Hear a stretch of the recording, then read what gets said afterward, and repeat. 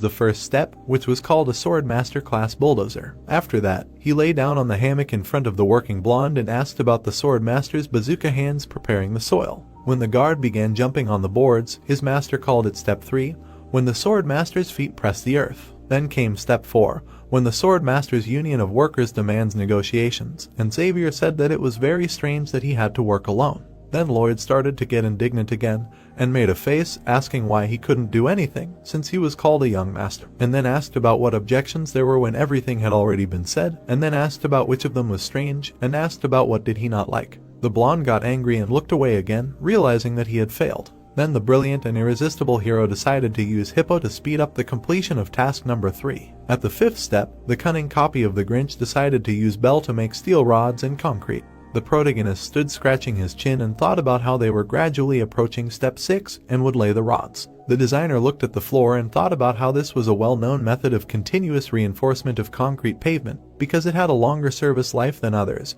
and it was ideal for operating conditions on a dry plain. Then the reincarnated closed his eyes and thought that all the rods had to be well fitted in size, not skewed, well secured. And finally, he thought that they could use the help of the centaurs because of the considerable number of levels being laid. When the centaurs were called, they could not bend down to the ground and suffered. Then the hero thought that they were useless. He immediately frowned and thought that he could not. Then the reincarnated sprawled on the bench and made the Sword Master lay everything out himself. Xavier went to pour concrete, and it was a masterful pour. The 8th step was reinforcement, where the blonde laid huge canvases there. The 9th step was masterful sand filling. The hero raised his fist up while the knight worked tirelessly and announced the last step in masterful completion. The stadium was completely ready. It was a colossal job. Lloyd wiped the sweat from his face and said that 7 months of painstaking work were behind him. And then he put his hand on his hip, angering his guard even more, and asked him if he was